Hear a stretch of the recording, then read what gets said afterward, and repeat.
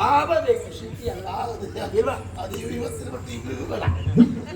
ಬದುಕು ಹೇಗೆ ಗೊತ್ತೇನ? ಹೇಗೆ? ಚಿಕ್ಕ ಚಿಕ್ಕ ಕ್ಷಣಗಳನ್ನು ಅನುಭವಿಸಬೇಕು. ಮಿತ್ರ, ಸತ್ಯವಾಗಿ ಹೋದು ನಿನ್ನ ಸ್ಥಾನದಲ್ಲಿದ್ರೆ ಚಿಕ್ಕ ಚಿಕ್ಕ ಸಂತೋಷಗಳನ್ನೇ ಅನುಭವಿಸಬೇಕು. ಯಾಕೆಂದ್ರೆ ದೊಡ್ಡ ಸಿಗುವುದಿಲ್ಲ. ಸಮಾಧಾನ ಯಾಕೆ ಕೇಳು.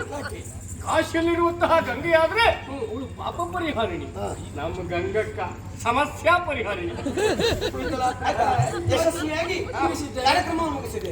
ನಮ್ಮ ನೀವು ಯಾರಾದ್ರೂ ಬೇಕಿದ್ರು ಮದುವೆ ಆಗುವುದು. ಹೆಂಡತಿಯವರೇ, ನೀವು ಮುಂದೆ ನಾನು ಹಿಂದೆ. ಯಾರು ನೀವು ಮುಂದೆ ನಾ ಹಿಂದೆ? ಮುಂದೆ ಹೋಗಿ ನೀವು ಎಲ್ಲಿ ಅವಲಕ್ಕಿ ಸುತ್ತ ಮಾರಿ ನಿಮ್ಗೆ ಎಲ್ಲಿ ಹಿಡ್ಕೊಂಡು ಬಂದ್ರ? ಎಲ್ಲಿ ಹಿಡ್ಕೊಂಡು ಬಂದ್ರು? ಒಂದು ರಸಭಾವ, ರಸಗಂಧ, ಸನ್ನಿವೇಶ, ಭಾವ ಯಾವುದು ಗೊತ್ತಿಲ್ಲ. ನನ್ನ ಹೆಂಡತಿಯ ಮಾತು ಕೇಳಿದ್ದೀನಿ. ಸ್ವಾಮಿ ನೀವು ಮುಂದೆ ನಾನು ಹಿಂದೆ ಅಂತ ಹೇಳಿದ್ದೆ. ಪತಿವ್ರತೆಯ ಮಾತು. ಗಂಡನಾದನು ಮುಂದೆ ಹೆಂಡತಿ ಆದರೂ ಅನುಸರಿಸಬೇಕು. ನಾನು ಒಮ್ಮೆಲೆ ತ್ರೇತೆಗೆ ಹೋದೆ. ಯಾರು ಸಿಕ್ಕಿದ್ರಲ್ಲ? ತ್ರೇತೆ ಶ್ರೀರಾಮಚಂದ್ರನ ಬದುಕು. ಶ್ರೀರಾಮಚಂದ್ರ ವನವಾಸಕ್ಕೆ ಹೊರಟು ನಿಂತಹ ಸಂದರ್ಭ.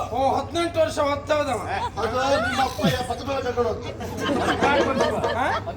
ಈ ವರ್ಷ 14 ಹೊರಟು ನಿಂತಹ ಸಂದರ್ಭ ಅವರ ಮನೆಯಾದಂತಹ ಸೀತಾದೇವಿ ಹೇಳಿದ್ದಾರೆ, ಅಂತ ಹೇಳಿದ್ರೆ ಸ್ವಾಮಿ ನಾನು ನಿಮ್ಮ ಮಡದಿ, ನಿಮ್ಮನ್ನು ಅನುಸರಿಸಬೇಕು.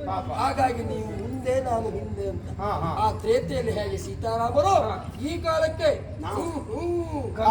ಆ ರಾಮನಿಗೆ 14 ವರ್ಷ ಮಾತ್ರ ವನವಾಸ, ಈ ರಾಮನಿಗೆ ಜೀವನಡಿ ವನವಾಸ.